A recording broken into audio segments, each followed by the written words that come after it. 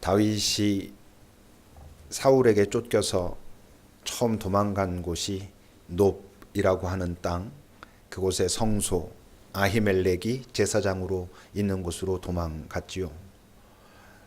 제사장 외에는 먹어서는 안 되는 그 진설병 떡을 먹고 칼도 얻고 그래가지고 나왔습니다. 나중에 예수님 시대에 예수님께서 그 장면을 다시 말씀하시면서 뭐라 하셨습니까? 괜찮다 그러셨습니다. 원래는 제사장만 먹어야 하는 그런 빵이지만 그때 다윗이 정말 힘들고 아프고 어려웠기 때문에 그 빵을 먹어도 괜찮았다 그렇게 말씀하셨죠. 근데 잘 생각해 보면 예수님께서 다윗이 그 빵을 먹어도 괜찮았어 라고 말씀하신 건 더 정확하게 말하면 그 제사장 아히멜렉을 향해서는 어떻게 말씀하신 거냐면 네가 참 잘했다 그러신 거죠. 일반적으로는 제사장만 먹어야 되는데 그 당시에 원칙으로는 율법으로는 그 율법을 어긴 거거든요. 그럼에도 불구하고 예수님은 다윗에게 괜찮다 하셨고 그 말씀은 결국 아히멜렉 잘한 거야. 아히멜렉이 정말 그 제사장이 성소의 의미가 무엇인지, 우리로 말하면 교회의 의미가 무엇인지 알고 있었던 거야. 안식일의 의미가 뭔지 알고 있었고 아히멜렉 잘했어 이렇게 말씀하신 거죠. 좀 더 풀어서 말하면 교리, 원칙 이런 것보다 사람이 더 소중해. 생명이 더 소중한 거야 라고 말씀하셨습니다. 그 아히멜렉의 그 잠깐 나오는 이야기지만 조금 더 깊이 살펴보면 그 아히멜렉은 오늘 이 시대의 교회에게도 그리고 우리 한 명 한 명 예수 믿는 자들에게도 분명히 어떤 도전을 하고 있습니다. 몇 가지만 생각해 보면 아히멜렉이 처음에 다윗을 만났을 때 다윗은 정말 그 몰골이 말이 아니었었거든요. 급히 도망쳐 나오느라고 그 행색도 엉망이고 먹지 못해가지고 배도 고프고 항상 자기 뒤에서 이끌고 다니던 부하들도 없었고 심지어 자기 혼자 지킬 수 있는 무기조차도 없이 지금 왔단 말이에요. 생각해보면 그렇게 다윗이 와가지고 뭔가를 말할 때 만약 저라면 너 무슨 일이 있는 건데 좀 더 자세하게 얘기해봐, 솔직하게 말해봐 막 이럴 것 같거든요. 근데 아히멜렉은 어떻게 말하냐면 그냥 다윗이 하는 이야기 그대로를 들어줍니다. 있는 그대로 받아들여줍니다.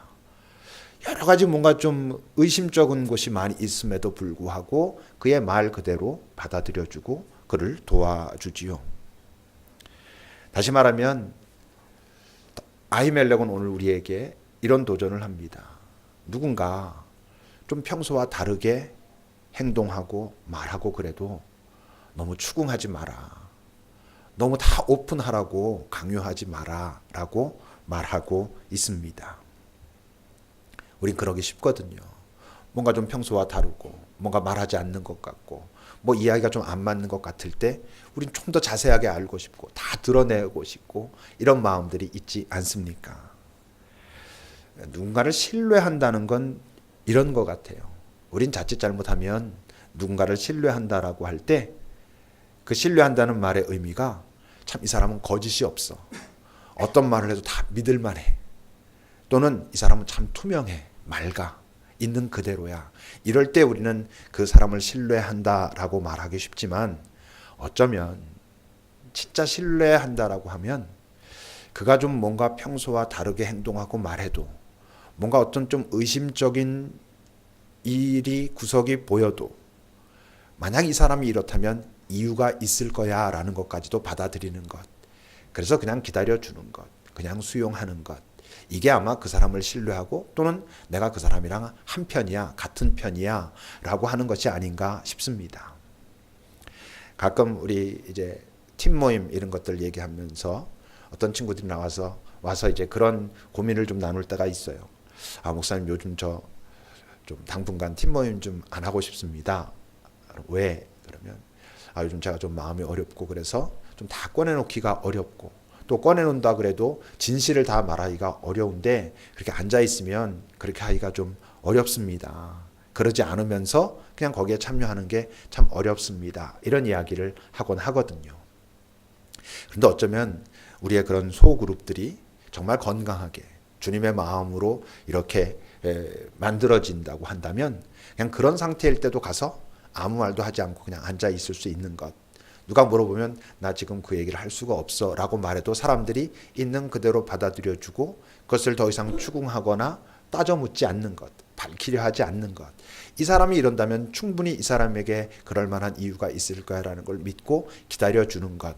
이런 것을 만들어 가라고 오늘 아히멜렉은 우리에게 도전합니다. 그뿐만 아니죠. 아히멜렉을 보면 그는 상대방을 위해서 자기가 할 수 있는 최선을 다한 걸 넘어 최선 이상을 했지요. 최선이라면 그가 가지고 있는 것 중에서 줄 수 있는 것 최선을 주었을 건데 그날 아히멜렉은 자기가 주어서는 안 되는 것까지도 줬거든요. 어떤 점에서 정말 힘들고 아픈 상황 속에 빠진 사람을 위해서 원칙을 깨고 낯선 시도를 한 것이죠. 그 진설병은 그 당시의 율법으로는 결코 다른 사람은 먹어서는 안 되는 것을 주었거든요. 뭐 얼마 전에도 우리 교회 어떤 우리 명의자매 사촌 동생이 아직 어린데 암에 걸려서 세상을 먼저 떠났습니다. 명의자매가 때문에 많이 마음 아파하고 저도 이제 연락을 이렇게 받았어요. 어저께 세상을 떠났고 내일 발인입니다. 또 월요일 날 부산인 건 거예요. 그래서 그냥 전화만 하고 이래 저렇게 하고 잘 하고 올라와라 사촌 동생이고 이래서 그랬는데 나중에 보니까 무슨 내 친구가 거길 당일날 KTX 막 끊어가지고 내려간 거예요. 그리고 그 밤에 또 다시 올라온 거예요. 나중에 명의자매가 저한테 그러더라고요. 자기가 슬퍼하면서 자기 슬픔이 어떤 걸까 이렇게 많이 고민하고 막 이랬는데 우리 공동체에서 사람들이 와서 자기와 이렇게 슬픔을 같이 할 때 그런 염려 다 내려놓고 그냥 잘 슬퍼하고 올라왔노라고 그 이야기를 하는 걸 들으면서 야, 이 사람들이 참 나보다도 훨씬 더 낫구나. 이 친구들이 바로 어떻게 생각해 보면 평일에 그것도 전화 받은 바로 그날이 월요일 날. 그 다음 날도 당연히 뭐 출근하고 이래야 되는데 내려가는 게 쉽지 않음에도 불구하고 그런 선택들을 하고 그렇게 행동하고 그랬을 때 거기에서 어떤 사랑들이 있고 이런 것들을 보면서 뭐 제게도 되게 감동이 있었습니다. 그냥 이 정도까지 하면 되겠지라고 하는 것 넘어까지 하는 그런 시도들이 이 땅을 분명히 조금 더 평화롭게 만들어 가는 것 같아요. 근데 이제 그렇게 하다 보면 이 아히멜렉도 뭐 지금 그랬지만 당연히 어떻게 되겠습니까? 그런 선택들을 시도하는 사람들에게는 어떨 가능성이 많냐 하면 손해를 보거나 위기에 처할 가능성이 분명히 다른 사람들보다 많은 거예요. 분명히 어떤 더한 선택들을 하거든요. 남들은 여기까지라고 하는 것 이상의 어떤 선택들을 하거든요. 아히멜렉이 줘서는 안 되는 떡을 주고 지금 뭔가 이상해 보이지만 그가 필요하다고 하니까 그를 지킬 수 있는 칼도 내어줬거든요. 그것 때문에 아히멜렉이 어떻게 됩니까? 위기에 처했어요. 근데 이런 사람의 특징은 그렇게 위기에 처했을 때 그것을 변명하거나 또는 자기가 도와준 것을 잘못했다라고 다시 되돌리거나 이러지 않는다는 거예요. 다시 말하면 자기가 한 선택 때문에 자기에게 때로 위기나 손해가 와도 그 상대방에 대한 신의를 놓치지 않아요. 오늘 본문 13절부터 여러분 보십시오. 사울이 이제 그 사실을 다 알고 아히멜렉을 부른 것입니다. 그리고 말합니다. 네가 어찌해서 그 다윗과 공모해서 나를 대적해가지고 떡도 주고 칼도 주고 그를 위해서 하나님 앞에 기도도 하고 그래서 그가 오늘이라도 매복했다가 나를 죽이려고 죽게 하면 어떻게 하려고 너 그렇게 했느냐 그렇지요. 그때 아히멜렉이 왕에게 대답합니다. 어떻게 말할 수 있겠어요? 내가 속아서 그랬습니다. 그놈이 와서 이렇게 말했고 내가 알았다면 그럴 리가 있겠습니까? 라고 말하기 쉬울 것 같은데 아히멜렉은 이렇게 말해요. 왕의 모든 신하 중에 다윗같이 충실한 자가 누굽니까? 왕의 사위고 호위대장이고 왕실에도 존귀한 자가 아닙니까? 또 내가 그를 위해서 하나님 앞에 기도한 것이 한두 번이 아니었고 지금까지 계속 그랬고 그리고 그것이 옳았습니다. 라고 말하고 있는 거예요. 도망가지 않는 것이죠. 그것 때문에 이 사람은 목숨을 물론 잃게 됩니다.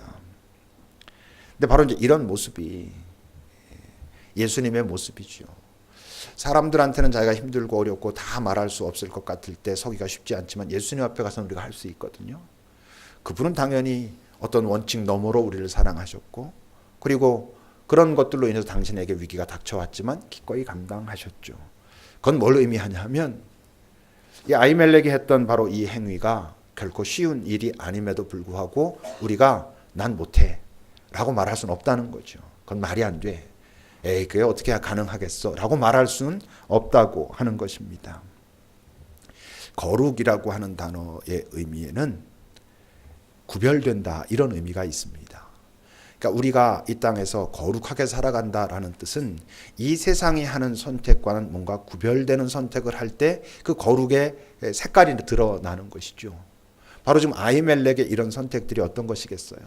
이 세상의 선택과는 구별되는 어떤 선택들이고 그 속에서 이제 거룩함이 드러난다는 것입니다. 근데 이제 그날 다윗이 그 몰골을 해가지고 성소에 들어갔던 그날 그 성소에는 아히멜렉만 있었던 것이 아니었죠. 또 한 사람이 있었습니다. 누구? 도액이라고 하는 사람입니다. 21장 7절을 보십시오. 그날이 어떤 날이냐 하면 바로 다윗이 이제 사울에게 쫓겨가지고 그 노베에 있는 제사장에게 찾아갔던 바로 그날을 말합니다. 그날에 신하 한 사람이 여호와 앞에 머물러 있었는데 그는 도액이라고 이름하는 에돔 사람이요 사울의 목자장이었더라 라고 말합니다. 그러니까 다윗이 아히멜렉에 가가지고 그런 이야기를 하는 것을 도액도 성소에 가서, 성소에 왜 갔겠습니까? 제사하러 간 것이죠. 제사하러 가서 앉아있을 때 다윗이 지금 제사장과 하는 이야기를 다 듣고 있었던 사람이 있었다는 거고 그 사람이 도액이라는 거죠. 이 사람은 어떤 사람인가? 이 사람도 하나님을 찾는 사람이었습니다. 지금 하나님 앞에 있는 거거든요. 근데 그가 하는 건 예배가 아니었어요. 뭐였어요? 종교의식을 하고 있을 뿐이었어요. 여러분, 예배와 종교의식의 차이가 뭐겠습니까? 여기 지금 우리가 이렇게 앉아서 예배합니다. 여기는 우리들이 어떤 사람은 예배를 드리고 있고요. 어떤 사람은 그냥 종교 활동을 하고 있을 뿐입니다. 그 차이는 뭘까? 가장 기본적인 그 기준은 예배하는 자는 내가 예배하는 대상, 다시 말해서 예수 그리스도의 하나님 그리고 그분의 마음과 뜻에 관심이 있습니다. 내가 지금 신 앞에 나와서 예배하는 거니까 이 내가 예배하는 이분은 지금 나를 향하여 아니면 이 시대를 향하여 우리를 향하여 어떤 마음이실까? 어떤 꿈을 가지고 계시고 어떤 뜻을 가지고 계실까를 집중하는 것이 예배입니다. 그런데 종교의식이란 어떤 거겠어요? 그 신 앞에 와 있는 자기 자신에게 관심이 있는 것입니다. 내 생각과 내 뜻과 내 마음이 중심이 되어 있으면 그것은 예배가 아닌 것이지요. 그리고 종교의식을 하는 사람들의 특징은요, 자기가 그렇게 하고 있다는 것을 다른 사람들이 아는 것도 되게 중요합니다. 자기가 예배하고 있다는 사실을 다른 사람이 아는 것도 중요하고요. 자기가 잘 헌금하고 있다는 것을 다른 사람이 꼭 알아줘야 되고요. 자기가 이런 봉사도 하고 있고 충성도 하고 있다는 것을 다른 사람들이 아는 게 굉장히 중요합니다. 이 사회에는요, 이 자기가 어떤 교회의 장로네, 어떤 교회에 어떤 역할을 감당하고 있네 하는 것이 자기의 명함에 들어가는 아주 중요한 그 항목이 되는 사람들이 있습니다. 그런 분들은 우리 교회 같은 데는 안 오겠지요. 저 강남에 좀 이런 좀 괜찮은 데 가면 그분들은 어떤 직책을 얻기 위해서 굉장히 노력을 합니다. 왜냐하면 그 직책 자체가 그리고 그 직책을 다른 사람들이 아는 것이 굉장히 중요하기 때문이거든요. 그런 사람들의 특징은 자기가 예배하고 있는 하나님의 마음, 뜻에 관심이 있는 게 아닙니다. 하나님 앞에 있는 자기의 계획, 자기의 뜻, 자기의 어떤 욕망, 거기에 관심이 있는 것이죠. 그러니까 그런 사람들에겐 성소는, 교회는 어떤 자리냐 하면 자기 위선, 자기 거짓을 가리는 가면을 얻는 자리입니다. 자기가 그런 것을 하고 있다는 사실로 인해 가지고 그것을 자랑하고 그것을 통해서 자기 어떤 유익을 구하고 있는 많은 사람들이 이 땅의 종교인들 가운데 있다고 하는 거지요. 여러분, 한 사람의 진짜 모습은 언제 나타난다고요? 홀로 있을 때 나타난다고요. 그 사람의 진짜 모습은요, 혼자 있을 때 알아요. 왜냐하면 혼자 있을 때는 가면이 벗겨지거든요. 그래서 아무리 뭐라 그래도 옆에 있는 사람은 그 사람의 진짜 모습을 알 수가 없어요. 그 사람의 진짜 모습을 가장 잘 아는 분은 물론 하나님이시고, 두 번째로 잘 아는 사람은 자기 본인이에요. 나도 날 잘 몰라. 아이, 내가 나 잘 알아요. 다른 사람보다 훨씬 잘 압니다. 여러분 우리 각자 생각해 보세요. 내가 어떤 사람인지 나 자신은 알죠. 남들이 나를 어떻게 말하는 것으로 내가 좀 더 괜찮은 모습이라면 내가 그런 것인 척 하고 있어서 그렇지, 우리 자신이 내가 어떤 사람인지 어떤 선택을 하고 있는지 잘 알고 있습니다. 이런 사람에게, 에돔 같은 도액 같은 사람에게는 어떤 원칙에 어긋난 사람이 있을 때 그 사람은 어떤 도구로 변하냐면 이제 자기를 드러내고 자기를 돋보이는 도구로 변하게 됩니다. 오늘 본문 여러분 7절부터 보세요. 사울이 이제 속이 탄 것입니다. 다윗을 다른 백성들이 다 좋아하는 것 같고, 그러니까 자기 지금 위협을 느끼고 있잖아요. 그러니까 이제 그럴 때마다 딱 모으는 게 뭐예요? 베냐민 사람들을 모았어요. 베냐민 사람들이 누구예요? 사울이 베냐민 지파거든요. 그러니까 자기 지파 사람들을 모으는 거예요. 지금도 여러분 이 사회도 지금 이 시국도 그렇지 않습니까? 나를 좀 인정해주고 나를 따라오는 사람들에게 모으고 그 사람들이 좀 자기를 위해서 어떻게 활동해주길 바라고 막 지금 이런 일들이 이 사회에서도 지금 벌어지고 있잖아요. 그러니까 베냐민 사람들을 모아가지고 지금 탄식처럼 말하는 거예요. 이새의 아들 다윗이고, 다윗은 유다 지파거든요. 야, 너희는 다 지금 베냐민 지파인데 걔 유다 지파의 다윗이 너희들에게 지금 뭐 밭도 주고 포도원도 주고 천부장을 삼고 백부장 삼겠느냐? 근데 너희들 왜 다 공모해가지고 나를 대적하냐? 내 아들놈까지 그런다. 나를 위해서 슬퍼하는 자는 하나도 없다. 그리고 오히려 신하들을 선동해서 매복했다. 나를 죽이려고 다 그런다. 이렇게 지금 탄식하고 있는 거예요. 근데도 지금 사람들이 들을 땐 이 왕이 지금 오버하고 있거든. 지금 다윗이 이렇게 잘못한 게 분명히 없다는 걸 알거든요. 그런데 이제 이때 탁 등장하는 사람이 누굽니까? 도액입니다. 9절을 보면 그때 에돔 사람. 그러니까 이 사람은 베냐민 지파도 아니에요. 이방인인 거예요. 도액은. 그러니까 어떻게 살아왔겠어요? 이 사람은 지금까지. 뭔가 이 주류로 자기가 지금 들어가고 싶은데 들어가질 못하는 거예요. 자기 출신 성분이 이방인이고, 그러다 보니까 왕은 베냐민 지파고, 뭔가 좀 힘을 얻어가고 있는 신흥 세력은 유다 지파고, 자기는 지금 에돔 족속이니까 힘이 없었는데 뭔가 기회가 온 것이죠. 뭔가 이런 기회를 통해 가지고 내가 저 주류 사회로 좀 진입해보고 싶다. 뭐 이런 지금 욕망이 막 드러나고 있는 거예요. 그러니까 어때요? 다윗은 지금 다급한 상황에 있습니다. 그 다급한 상황에 있는 다윗을 아히멜렉은 최선을 다해서 도왔습니다. 근데 지금 그것이 도액에게는 어떻게 비치는 거예요? 다윗은 생 거짓말을 하고 있는 것이고, 아히멜렉은 지금 원칙에 어긋나가지고 직무유기를 하고 있는 것이고, 도액이 그 자리에서 다윗과 아히멜렉 얘기를 들었을 때 그 하나님 앞에 나름대로 자기는 제사하러 왔다고 앉아있다가 어땠겠어요? 드디어 하나님께서 내게 기회를 주시는구나. 지금까지 내가 이렇게 찌질하게 있었는데 이제 요 기회를 내가 잡아가지고 내가 확 출세할 수 있겠구나. 뭐 이런 것이죠, 지금.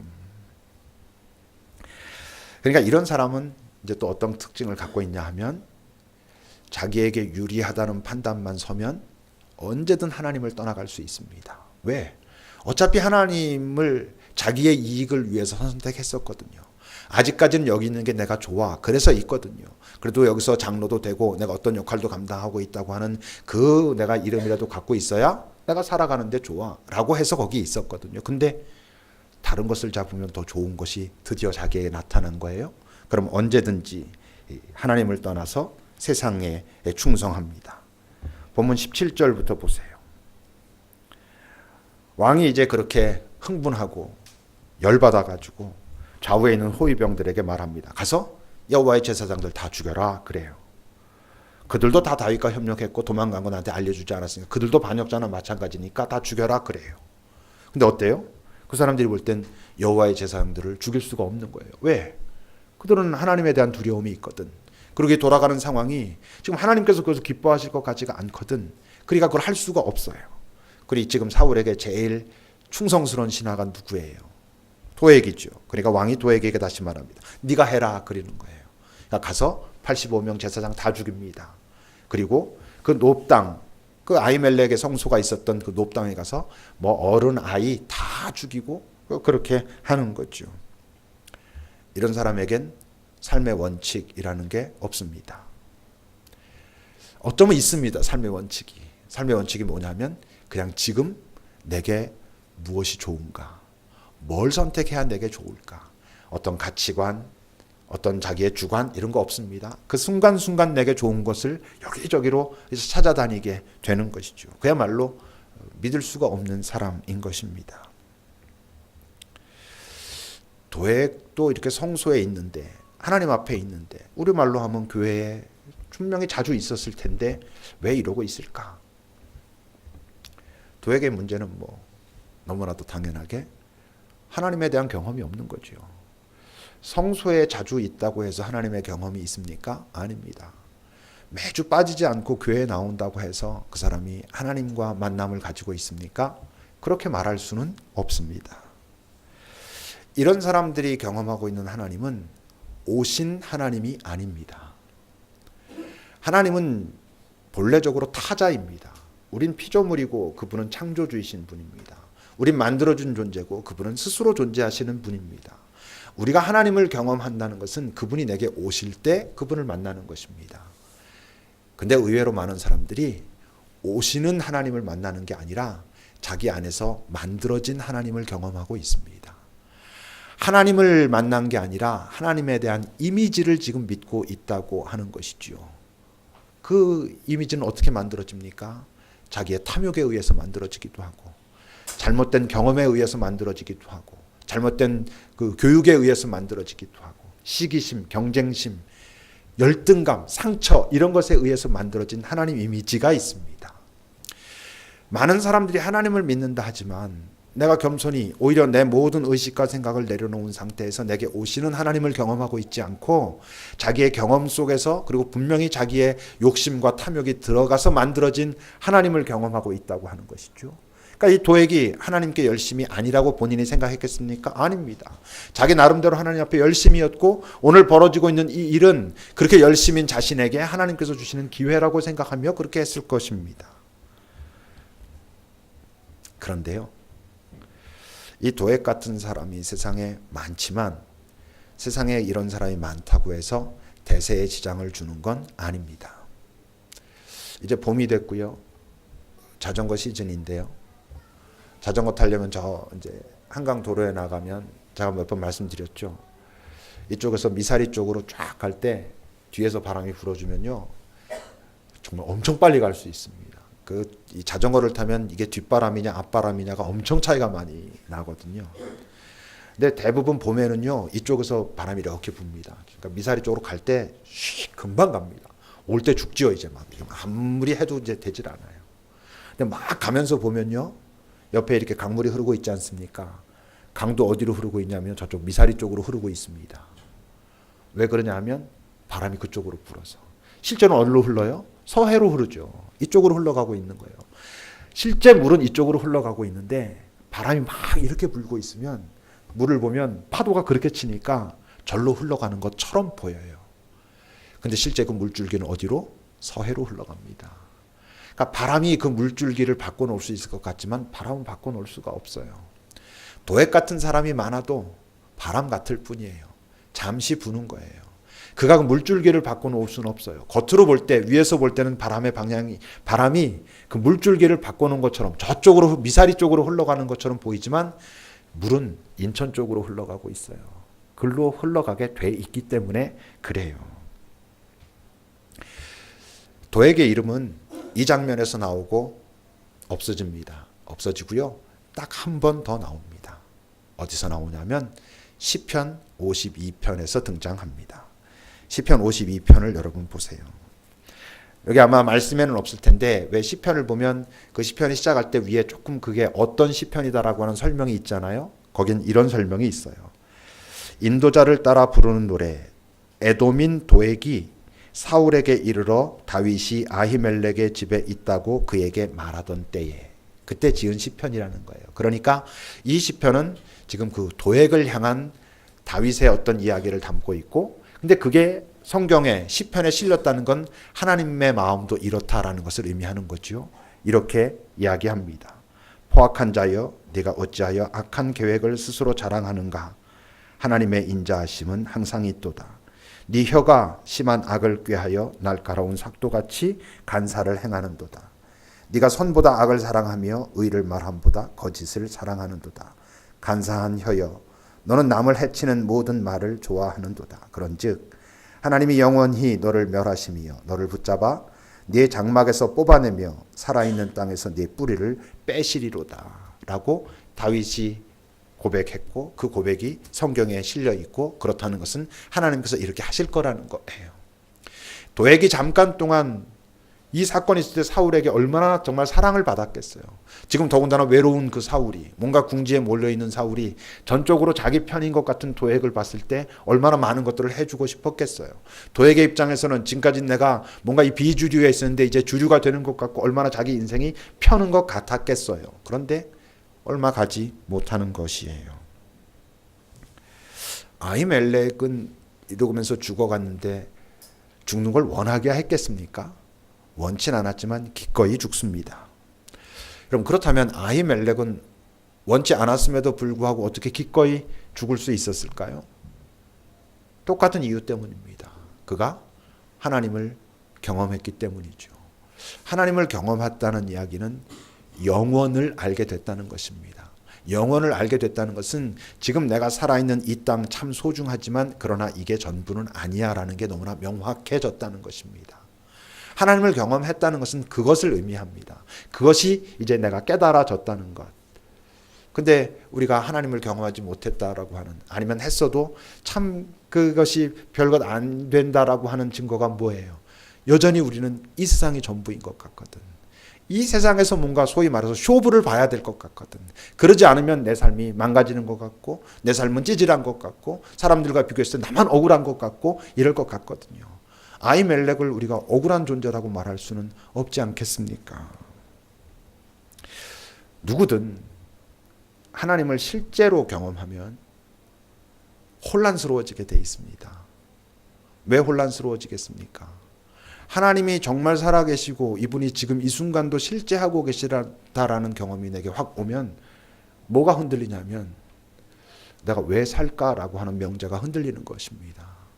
우리가 그동안 살아오는 동안 우리가 하나님을 알지 못하는 동안 당연히 우리의 삶은 어떨 수밖에 없냐면 나를 위해 사는 것이죠. 내 행복을 위해 사는 것이고 어떻게 하면 내가 조금 더 나아질까를 선택하면서 살아간단 말입니다.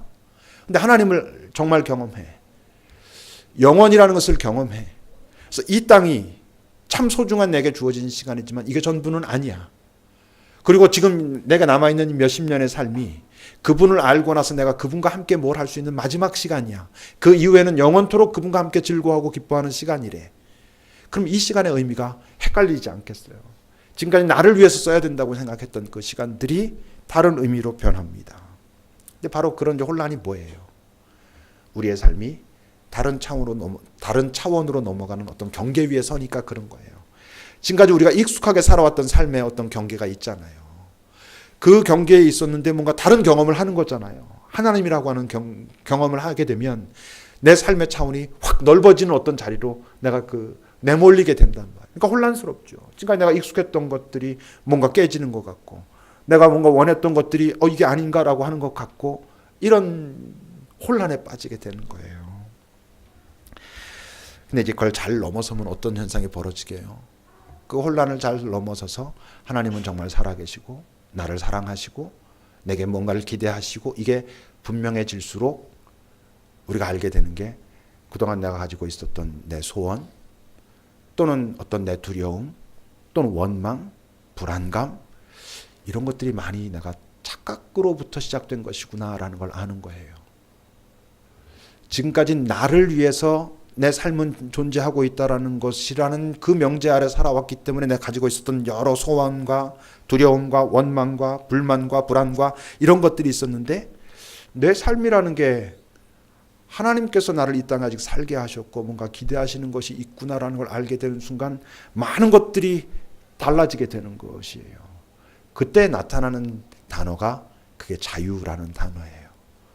네가 이제 내 말에 거하고 나와 함께 걸어가다 보면 진짜 자유가 무엇인지 경험하게 될 거야 라는 것은 거기 가서 경험하는 거예요. 내 불안과 내 여러 소원과 이런 것들이 제자리를 찾아가면서 점점 자유로워지는 것이지요. 이제 그때 가야 정말로 알게 되는 게 뭐냐면 하나님이 나를 먼저 찾아오셨고 하나님이 날 먼저 사랑하셨구나. 그게 뭔지 그때 가야 아는 거예요. 우리가 그러니까 이렇게 막 그 구호로 주님이 나를 먼저 사랑하셨고 나를 구원하셨고 뭐 나 자유 얻었네 너 자유 얻었네 뭐 예수 믿으면 슬픔 다 사라지고 뭐 기쁨, 이 말은요 굉장히 나중에 진행되는 거예요. 우리가 정말 하나님과의 관계가 훨씬 깊어지고 난 후에, 쉽게 말하면 우리의 신앙의 내공이 훨씬 깊어지고 난 후에 예수님 말씀하신 평화가 이거구나, 자유라는 게 이거구나, 이 세상은 줄 수 없는 것이라는 게 바로 이래서 그렇게 말씀하셨구나, 영원이라는 것을 나에게 말씀하셨고 두려워하지 말라고 말씀하신 바로 이거구나라는 건 이제 그때 가야 아는 거고, 우린 거기로 가는 과정에 있고 당연히 지금의 우리는 순간순간 혼란스러운 것이죠. 이게 맞나? 이래도 되나? 좀 이렇게 하면 안 되나? 라고 하는 과정 속에 있는 것이죠. 중요한 건 어떤 방향을 향해서 계속 가고 있는가 하는 것입니다. 오늘 말씀의 제목이 뭐 좀 도발적이긴 하지만, 도액이 지 마음대로 아무리 해도 대세를 바꿀 수가 없어요. 그건 어떤 뜻이냐 하면요, 이 세상이 망가진다면 그것은 도액 같은 사람이 많아서가 아니라는 거예요. 이 세상이 망가진다면 도액이 많아서가 아니라 아히멜렉이 없어서 그런 거예요. 여러분, 소돔과 고모라가 왜 망했습니까? 죄인이 많아서 망했습니까? 문란해서 망했습니까? 아닙니다. 여러분, 하나님의 천사가 아브라함을 찾아와 가지고 내가 지금 소돔과 고모라 거기가 너무 죄악이 많아서 멸망하러 간다. 그랬을 때 아브라함이랑 이제 그 토론이 벌어지잖아요. 그때 50명의 의인이 있어도 멸망시키시겠습니까? 안 하겠다. 몇 명까지 가죠, 결국? 그럼 의인 10명만 있으면 그럼 멸망하시겠습니까? 10명만 있어도 내가 망가뜨리지 않겠다. 이러셨습니다. 여러분, 예레미야 5장 1절을 보세요. 같이 읽어봅시다. 예레미야 5장 1절입니다. 시작. 너희는 예루살렘 거리로 빨리 다니며 그 넓은 거리에서 찾아보고 알라. 너희가 만일 정의를 행하며 진리를 구하는 자를 한 사람이라도 찾으면 내가 이 성읍을 용서하리라. 지금 예루살렘 이곳에 의인 한 명이 있으면 내가 소망을 거두지 않겠다, 이런 뜻입니다. 여러분, 이 땅은 악인이 많아서 망하는 게 아닙니다. 의인이 없어서 하나님이 포기하시게 되는 것이죠. 근데 한 명은 이제 하나님의 탄식인 것 같고요. 아브라함이랑 그 협의할 때 얘기했던 10명 정도는 있어야 될 것 같아요. 10명이란 뭘 의미하겠어요? 공동체를 의미하죠. 그러니까 이 땅이 망가진다면 하나님은 악인들에게 책임을 물으시겠지만 틀림없이 책망할 대상이 있는데 그건 바로 우리들인 것이죠. 너희들이 의인으로 살았으면 이 땅은 망가지지 않았어. 내가 이 땅에 새로운 맑은 물을 흘려보낼 통로가 없어졌기 때문에 이 땅은 멸망했어 라고 말씀하실 거라는 거예요. 도액이 망가뜨리는 게 아니에요. 아히멜렉이 없어서 망가지는 게 방치되는 거예요. 이 땅에 우리 교회들이 건강하게 서 있을 수 있으면 세상의 도액은 이 세상이 끝날 때까지 계속될 거예요. 도액의 그 열심은 이 세상이 심판당하는 그 순간까지 없어지지 않아요. 도액이 없어지고서 행복하기를 바란다는 것은 거짓이에요. 도액은 계속 있어요. 문제는 아히멜렉이 있느냐 없느냐 하는 것이고, 하나님은 오늘 우리들에게 너희가 아히멜렉이 되라고, 만만치 않지만 너희들이 그렇게 돼야 이 땅은 여전히 소망이 있다라고 오늘 말씀하고 계시는 거예요. 기도합시다. 오늘 하나님께서 나에게 그리고 우리에게 주신 말씀이 무엇인지 마음에 한번 잘 새겨 보십시오.